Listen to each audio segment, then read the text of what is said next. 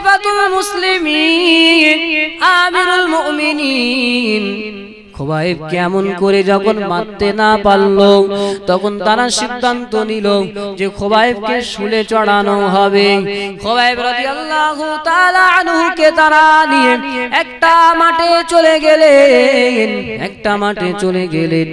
ওই মাঠে গিয়ে খোবাইবকে তারা মাঠে রাখলেন। ও আমিরুল মুমিনিন, চারিদিক থেকে হাজার হাজার লোক আসতে লাগলো, হাজার হাজার লোক এসে দেখতে লাগলো যে কিভাবে খোবাইবকে মারা হয়, খোবাইবকে কিভাবে মারা হয়, সব লোকেরা দেখতে লাগলো। খলিফাতুল মুসলিমিন আমিরুল মুমিনিন আমিও ওই খোবাইবকে মারা দেখার জন্য কাফেরদের সাথে দর্শকের লাইনে দাঁড়িয়েছিলাম। সেদিন খোবাইবকে কাফেররা একটা ময়দানে হাজির করে খোবাইবকে বলতে লাগলো, রে খোবাইব, তোমার এই জীবনের অন্তিম মুহূর্তে শেষ সময়ে তোমার কি কোনো চাওয়া আছে, তোমার কি কোনো পাওয়া আছে? তোমার যদি কোনো ইচ্ছা থাকে তুমি আমাদেরকে বলতে পারো।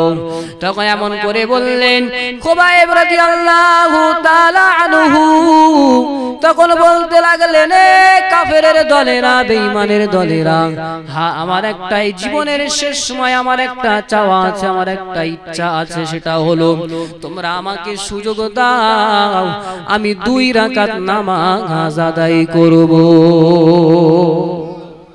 জীবনের অন্তিম মুহূর্তে তবুও বলছে আমার জীবনের শেষ আশা হলো যে তোমরা আমাকে একটু সুযোগ দাও যে আমি 2 রাকাত নামাজ আদায় করব।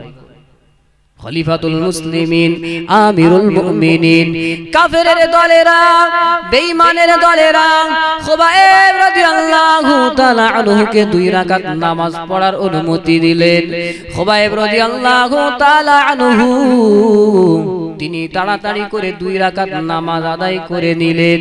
তাড়াতাড়ি করে নামাজ আদায় করে বলতে লাগলেন, এই কাফেরের দলেরা, এই বেঈমানের দলেরা, শোন শোন শোন, আমি খোবাইব যখন নামাজ পড়ছিলাম আমি নামাজে এত মজা পাচ্ছিলাম, এত মজা পাচ্ছিলাম, আমার নামাজ ছাড়তে ইচ্ছা হচ্ছিল না, তবু তাড়াতাড়ি করে নামাজটা আদায় করেছে। এর কারণ হলো যে তোরা হয়তো বলতে পারিস যে খোবাইব মৃত্যুর ভয়ে নামাজে বিলম্ব করছে, মৃত্যুর ভয়ে নামাজে দেরি করছে।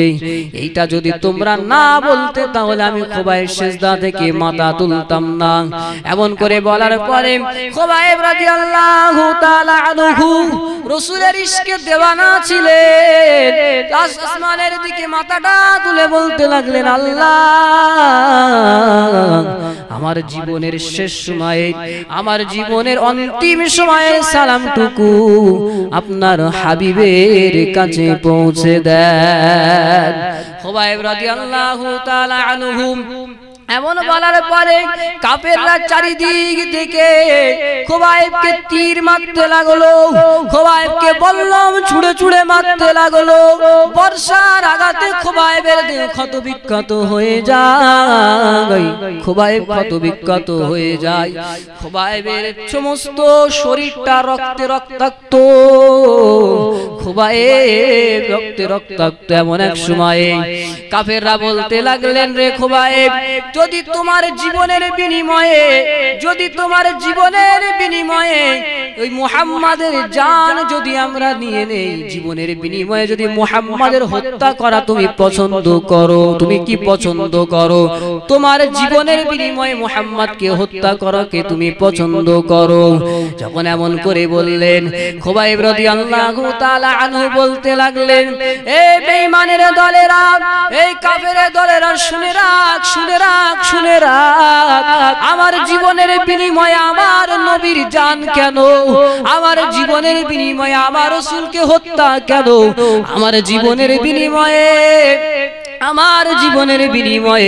আমার রাসূলের পায়ে একটা কাঁটা ফুটবে, এটা আমি খোবাইব সহ্য করতে পারবো না।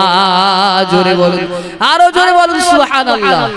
এই কাফেরের দলেরা, না না, আমার জীবন থাকতে আমি আমার রাসূলের পায়ে একটা কাঁটা ফুটতে দেব না। ইয়া খলিফাতুল মুসলিমিন আমিরুল মুমিনিন, যখন খোবাইব এমন করে বললেন, তখন কাফেরেরা চারিদিক দিয়ে এমন ভাবে আক্রমণ করতে লাগলো, খুবাইব রাদিয়াল্লাহু তাআলা আনহু ওই জমিনে শাহাদাত বরণ করলেন। খলিফাতুল মুসলিমিন আমিরুল মুমিনিন, আজ আমার মাঝে মাঝে সেই চিত্র মনে হয়, খুবাইবের মারার যে কঠিন দৃশ্য এটা আমার মনে পড়ে। যখন আমার মনে পড়ে আর আমার অন্তরে এই ভয় জাগে রেখে জয় ভাই জাগে রে সাঈদ ইবনে আমির, কিয়ামতের ময়দানে মাহশারের ময়দানে যদি আল্লাহ পাক জিজ্ঞাসা করে, রে সাঈদ ইবনে আমির, আমার খুবাইবকে কাফেররা কিভাবে অন্যায়ভাবে হত্যা করছিল, আমার খুবাইবকে যে তারা আঘাত করছিল, তুমি তখন চেয়ে চেয়ে দেখছিলে কেন? আমার খুবাইবের জন্য কি তুমি কিছু করতে পারতে না? কেন করনি? যদি এটা আল্লাহ পাক আমাকে জিজ্ঞাসা করে, খলিফাতুল মুসলিমিন আমিরুল মুমিনিন, এটা আমার মনে পড়ে আর এই ভয় আমার জাগ্রত হয়। এই জন্য আমি এই ভয়ে মাঝে মাঝে জ্ঞান হারিয়ে ফেলি, আমি এই ভয়ে বেহুশ হয়ে পড়ে যাই। যারা অভিযোগ করেছিল তারা ওই এক কোণা দিয়ে উঠে দৌড়, সবাই অবাক যে চারটে যে অভিযোগ কি উত্তরের নাকি বল। চিন্তা করেন তাদের জিন্দেগি। আমি যেটা বলতে বলতে এতদূর চলে এসেছি যে ইমামুল আদিল, যে ন্যায়পরায়ণ নেতার কথা বলতে বলতে এতদূর চলে এসেছি। আমি আর বেশি যাব না, এখন আমার 6টা পয়েন্ট আছে আলোচনা করার। 7 শ্রেণীর মানুষ, মনে আছে তো, 7 শ্রেণীর মানুষ আল্লাহ পাকের আরশে স্থান লাভ করবে। তার মধ্যে 1 নাম্বার হলো ইমামুল আদিল, ন্যায়পরায়ণ নেতা। 2 নাম্বার হলো ওয়াশাবুন নাশাআ ফি ইবাদাতিল্লাহ, ওই যুবক যে তার যৌবন কালটাকে আল্লাহ পাকের ইবাদতে কাটায়, ওই যুবক, যে যুবক আল্লাহ পাকের ইবাদত যৌবন বয়সে যে ইবাদত করে কাটায়, এই ইবাদতের অনেক দাম আল্লাহর কাছে, অনেক দাম। কিন্তু আজকে আমাদের যুবক ছেলেগুলোর দিকে লক্ষ্য করে দেখেন, ওয়াজের মাজলিস হয়, ওরা এসে বসে না। কেন বসে না আমি জানি না, হয়তো একটু লজ্জা লাগে নাকি। ওরা বসে না, নসিহত শোনে না, ওরা তো জানে না যে কি সময়টা তারা পার করছে। রাসূল পাক সাল্লাল্লাহু আলাইহি ওয়াসাল্লাম একদিন বলতে লাগলেন, ইগতানামু খামসান ক্বাবলা খামসিন, তোমরা 5টি জিনিস আসার পূর্বে 5টি জিনিসের তোমরা মূল্যায়ন করো, 5টি জিনিসকে তোমরা কাজে লাগাও। 1 নাম্বার হলো শাবাবাকা ক্বাবলা হারামিক, যে বার্ধক্য আসার পূর্বে তোমরা যৌবনটাকে কাজে লাগাও। কারণ যৌবন বয়সে যা ইবাদত করার শক্তি তার শরীরে থাকবে, বুড়া বয়সে কিন্তু সে পারবে না। কিন্তু কোন যুবক যদি যুবক বয়সে ইবাদত করতে বয়স হয়ে যায়, যে নামাজগুলো দাঁড়িয়ে পড়তো এখন আর দাঁড়িয়ে পড়তে পারে না, সিজদা ভালো করে দিতে পারে না, হ্যাট হতে পারে না। যেই যুবক যারা সুস্থ থাকতে যুবক বয়সে যারা ইবাদত বান্দেগি করত, ওই বান্দা যখন বয়সকালে যখন সিজদা দিতে পারবে না, সিজদার ইশারা করলে আমার আল্লাহ ওই সিজদার মতো সওয়াব দিয়ে দেবে। ওই জন্য রাসূল বলছেন যে তোমরা বার্ধক্য আসার পূর্বে, বুড়া হবার পূর্বে যৌবন কালকে তোমরা গুরুত্ব দাও। 2 নাম্বার হলো ওয়াসিহাতাকা ক্বাবলা সাকামিক, আর অসুস্থতার পূর্বে সুস্থতাকে মূল্যায়ন করো। অসুস্থতার পূর্বে সুস্থতাকে মূল্যায়ন করো। আমাদের দেখেন সুস্থতার সময় আমরা ইবাদত বান্দেগির দিকে আসি না, এই যখন অসুস্থ হয়ে আর নড়তে চড়তে পারি না, তখন এবার মসজিদে কি বলে। আপনাদের এখানে মসজিদ আছে তো? 5 ওয়াক্ত নামাজে কটা যুবক নামাজ পড়ে বলেন? ভালো সুস্থ সবল শরীর নিয়ে কজন নামাজ পড়ে? এই আমাদের মতো বলে যায়। আরে সুস্থতা আল্লাহ পাকের এক আজীব নিয়ামত। রাসূল পাক সাল্লাল্লাহু আলাইহি ওয়াসাল্লাম বলেন, নি'মাতানি মাগবুনুন ফিমা কাসীরুম মিনান নাস, আসিহাতু ওয়াল ফারাগ। রাসূল বলেন যে দুটো নিয়ামত এমন আছে, ওই দুটো নিয়ামতের ব্যাপারে মানুষ ধোঁকায় পড়ে আছে। ওই দুটো নিয়ামত মানুষ কাজে লাগায় না। একটা হলো সুস্থতা, আর একটা হলো অবসর। অবসর সময় আছে, সুযোগ আছে, সুস্থতাও আছে, কিন্তু ইবাদত বান্দেগি করে না।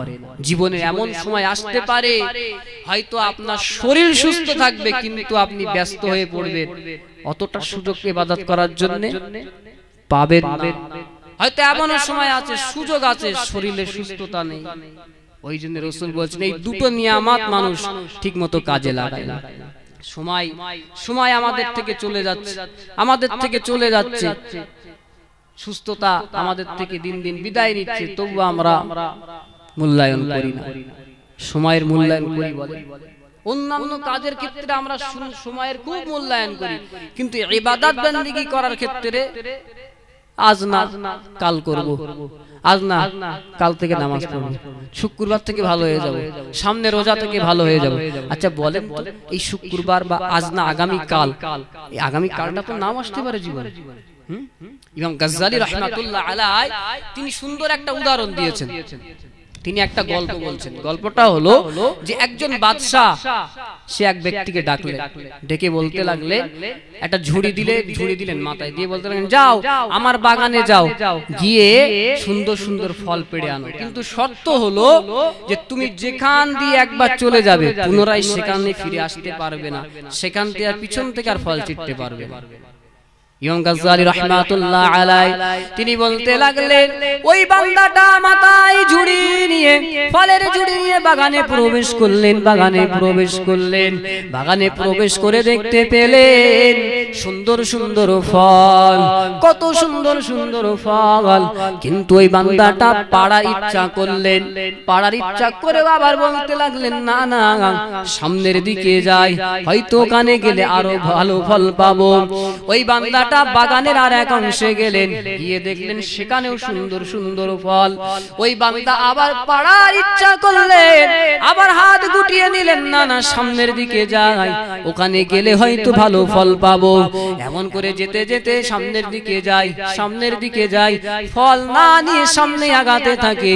এমন এক পর্যায়ে ওই বান্দাটা বাগানের এক অংশে গেলেন ভালো ফল পাড়ার জন্য, কিন্তু না না না ওই বাগানে কোনো গাছে আরো ফল নেই, কোনো গাছে আর ফল নেই। তুই বান্দাটাকে আর হতাশ হয়ে গেল যে কি হবে, এখন তো পিছন ফিরে যাওয়া যাবে না, পিছন থেকে তো ফল নেওয়া যাবে না, এটা রাজা বাদশার শর্ত। ইমাম গাজ্জালী আলাইহি রাহমা তিনি এইটা বলে উদাহরণ দিচ্ছেন, শোনো ওই যে ঝুড়িটা হলো তোমার আমলনামা, আর ওই ব্যক্তিটা হলো তুমি, আর ওই বাগানটা হলো তোমার হায়াত। তুমি প্রত্যেকটা দিন ওই আমলের ঝুড়ি নিয়ে চলছো আর বলছো আজকে না কাল ভালো হবে, কাল ভালো হবে, কাল ভালো হবে। এমন করে করে এমন একটা সময় উপনীত হবে যে রিক্ত হস্তে খালি হাতে আল্লাহর দরবারে হাজিরা দিতে হবে, আল্লাহর দরবারে খালি হাতে হাজিরা দিতে হবে। ওই জন্য সময় থাকতে আমরা সময়ের মূল্যায়নটা করব নাকি বল। দিন রাত তো আমাদের থেকে তো বিদায় নিচ্ছেন। এবং গাজ্জালী রাহমাতুল্লাহ আলাইহি তিনি আরো একটা উদাহরণ দিচ্ছেন, যখন প্রসঙ্গ এসেছে বলি, আর কবে আলোচনা করার সুযোগ হবে না আল্লাহই জানে। তো ইমাম গাজ্জালী রাহমাতুল্লাহ আলাইহি বলছেন যে এক বান্দা তিনি জঙ্গল দিয়ে চলছিলেন, জঙ্গল দিয়ে হেঁটে হেঁটে চলছিলেন, হঠাৎ করে দেখলেন তার পিছন দিয়ে একটা বাঘ তাকে তাড়া করছে, তুই বান্দাটা দৌড়াতে লাগলেন, দৌড়াতে হঠাৎ করে তিনি একটা কুয়া দেখতে পেলেন। তিনি এই কুয়ায় লাফালেন, গভীর কুয়া, তিনি ঝাঁপ দিলেন, তাতে ঝাঁপ দিয়ে তিনি পড়তে তিনি দেখলেন যে একটা রশি দড়ি ঝোলানো আছে, তিনি ওই দড়িটা ধরে ঝুলে পড়লেন। ওই ব্যক্তিটা দড়ি ধরে ঝোলার পরে তিনি লক্ষ্য করে দেখলেন নিচের দিকে লক্ষ্য করে দেখলেন বিশাল বড় একটা অজগর সাপ, সে হা করে দাঁড়িয়ে আছে, মুখটা হা করে আছে। পড়লেই তার পেটে, পড়লেই তার গালে, পড়লেই তার গালে পড়লেই সে গিলে নেবে।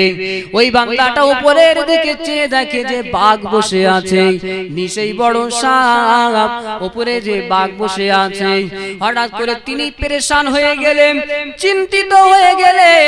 এমন সময় দড়ির উপরের দিকে তাকিয়ে দেখে একটা সাদা রঙের ইঁদুর, একটা কালো রঙের ইঁদুর ওই রশিটা কুটকুট কুটকুট করে কাটছে। কি মুসিবত বলেন! উপরে বাঘ, নিচেই পড়লেই সাপের গালে, আর এদিকে আবার সেই কালো ইঁদুর আর সাদা ইঁদুর কুটকুট করে দড়ি কাটছে।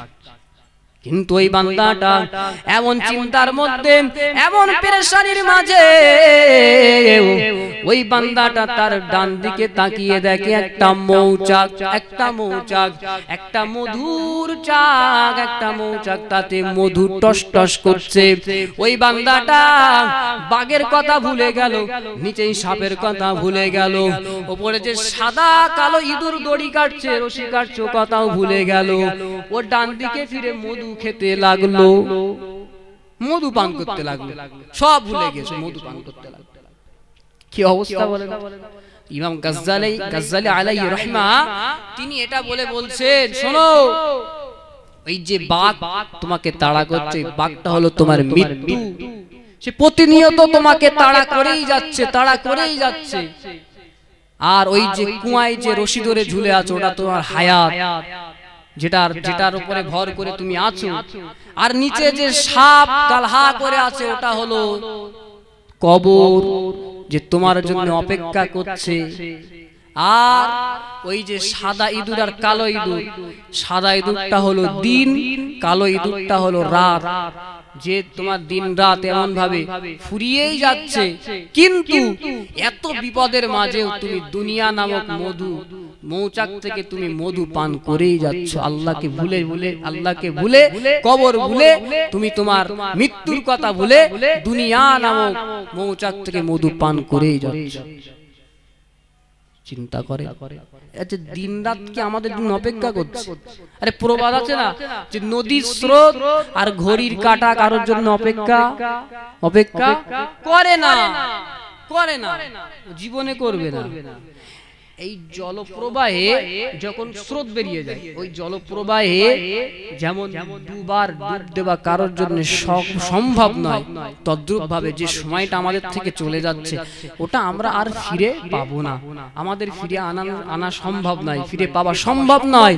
ওই জন্য যে সময়টাই আমরা পাবো, ওটাকেই আমরা মূল্যায়ন করব। একটু দরুদ শরীফ, আল্লাহুম্মা সাল্লি আলা সাইয়্যিদিনা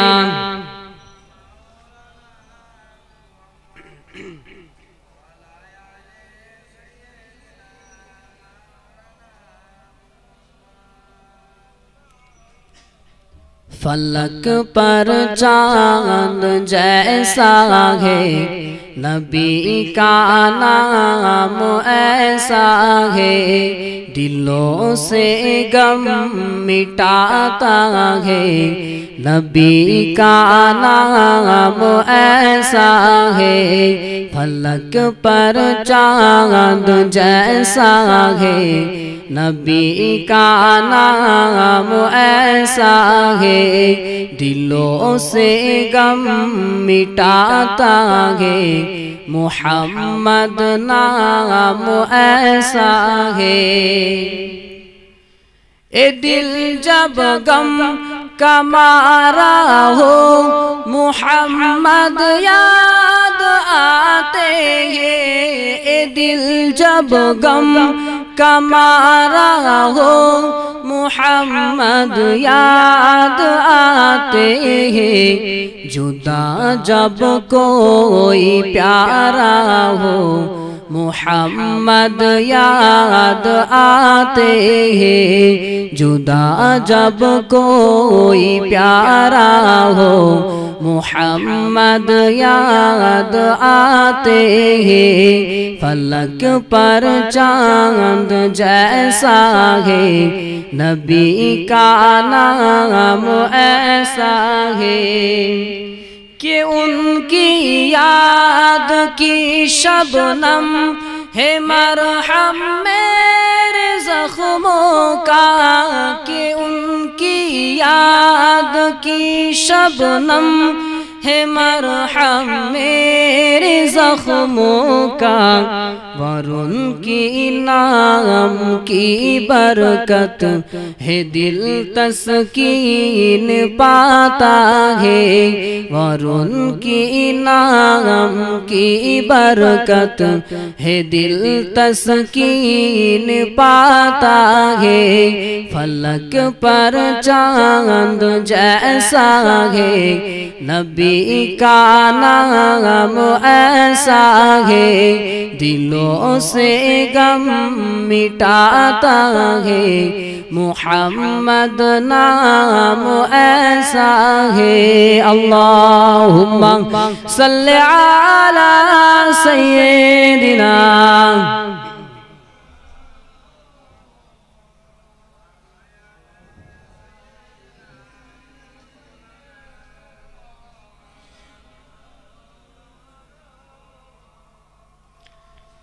তো যে কথা বলছিলাম যে আমাদেরকে সুস্থতার আগে অসুস্থতার আগে সুস্থতাকে কাজে লাগাতে হবে অনেকে সামনে রমজান মাস দেখবে সুস্থ থাকা সত্ত্বেও রোজা পালন করে না রোজা পালন করে না তো বল আছে না অনেকে কোনো ওজন নেই হুজুর আসছে তাকবীর দেন নারায়ে তাকবীর দরুদ পড়েন আল্লাহুম্মা সাল্লি আলা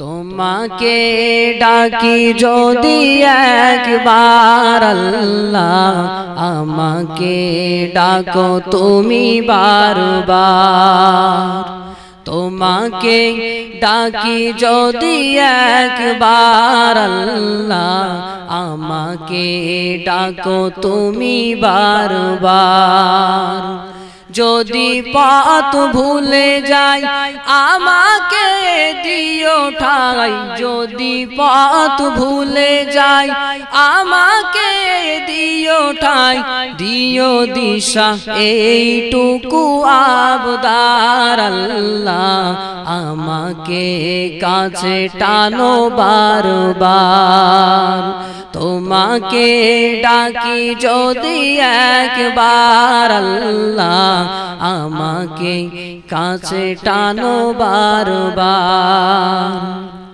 দুনিয়ার বুকে আমি এক মুসাফির বুনে যাই প্রতিদিন গুনাহের জাল স্বপ্নেরা দল বেঁধে রাতে করে ভিড় আসবে কি কাঙ্ক্ষিত সোনালি সকাল হয়ে গেলে পেরেশান ও আমার রহমান হয়ে গেলে পেরেশান ও আমার রহমান জিকিরে হতে দিও একাকার আল্লাহ আমাকে কাছে টানো বারবার তোমাকে ডাকি যদি একবার আল্লাহ আমাকে কাছে টানো বারবার আল্লাহুম্মা